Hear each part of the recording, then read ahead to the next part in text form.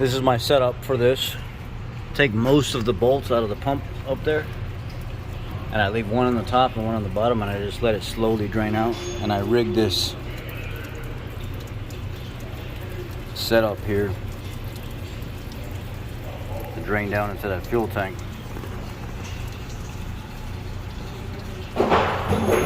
So the customers don't lose all their fuel. And I went and power washed this plate off first before I did this.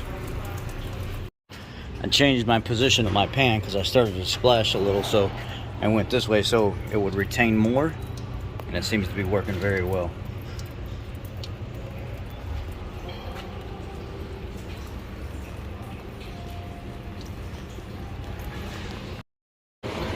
I bought this master fuel line and AC line disconnect kit from Amazon a long time ago. Never use it, and I use the standard metal 5/16 and I think it's 5/16 and 3/8, yeah, tube spring fuel line tool. I use the big side on the upper portion of the line, and the little side on the little portion of the line return. So when it comes off,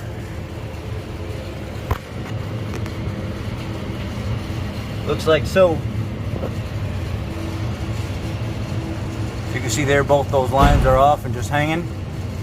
And just take the big tool, if I can focus here.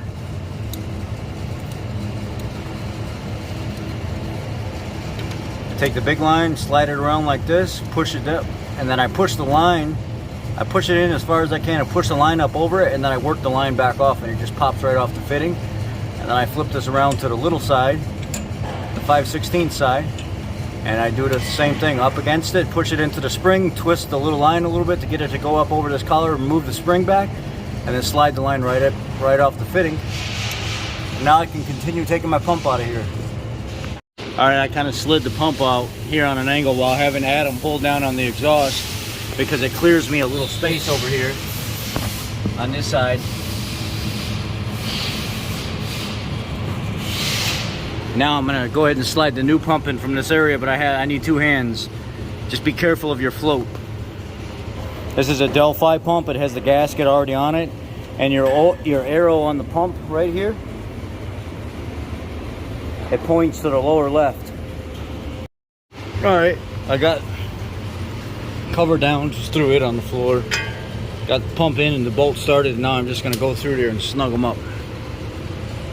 Snug them up all the way around. I've got a washer and a bolt. It's a Delphi Technologies pump.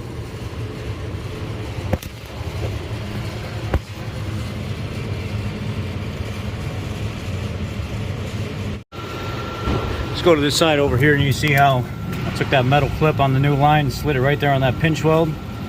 And then I've got this nice and clipped in and nice and secure.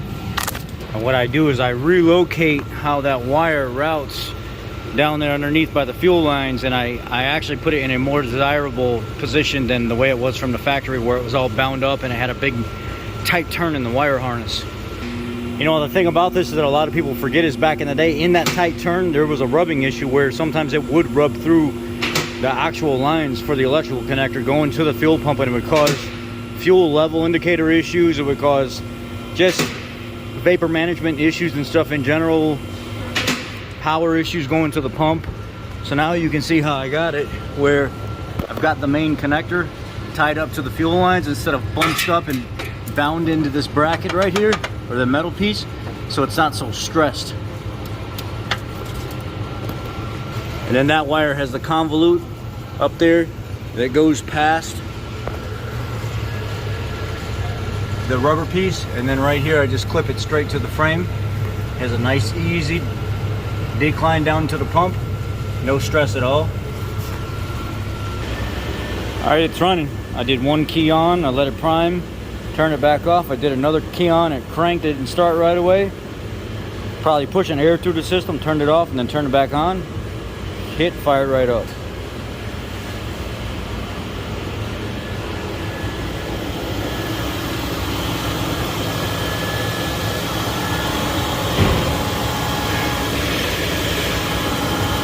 Make sure I got everything tight. When I was looking in here, Trying to get to this fuel straighter valve right here to see if I had fuel pressure, and I had no fuel pressure.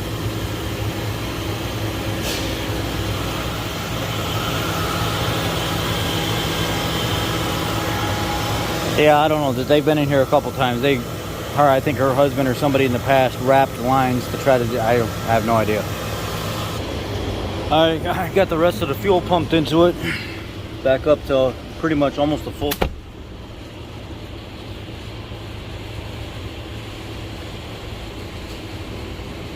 Ow. That hurt. I brushed my head right there and it took off a chunk of skin. See the oil line?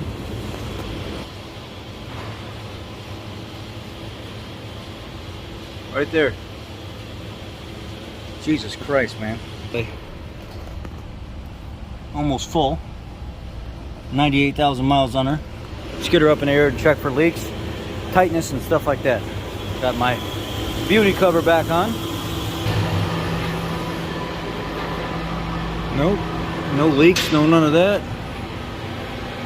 Fuel pump's just a singing. I hear a little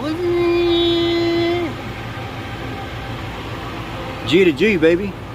It's rotten though. You can see it's got some exhaust hangers that are just rotted out. This one over here is falling off.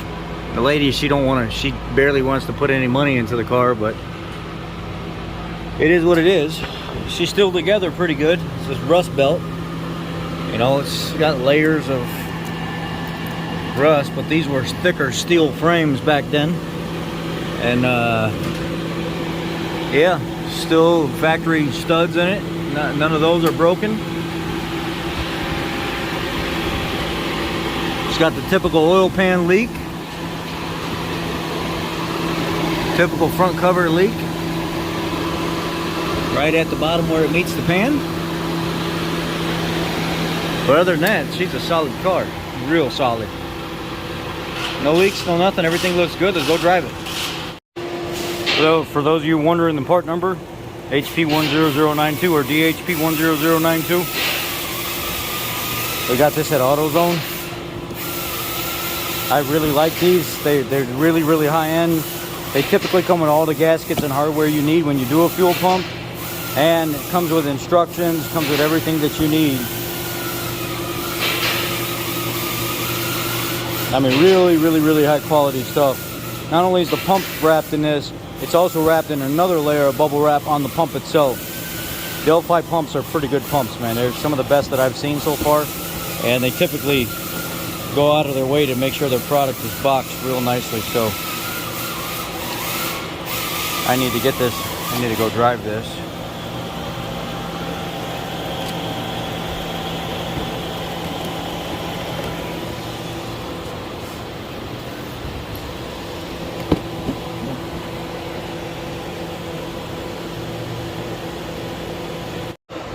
Had to do some quick surgery real quick. This lady's been coming in here for months with this right here flopping out. The bottom of the door is all rotted out and rusted out. So I drilled a couple holes at least, because sometimes when she's going to get in the car, she can't even get in the car because the door binds up down there. And at least now I got it open and closing fine.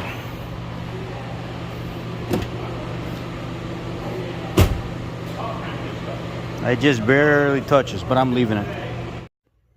Well, everything went well. The test drive went good. The vehicle restarted.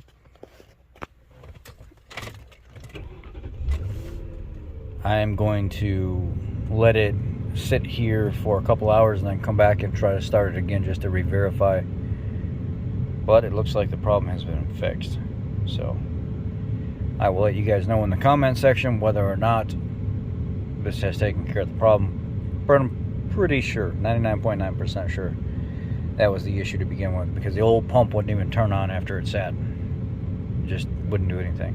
But this one fired right up. And it turned on immediately when the repair was done. So, I'll let you know. Look in the comment section at the top pinned comment for the results here in a few hours. Thanks, guys. Be blessed.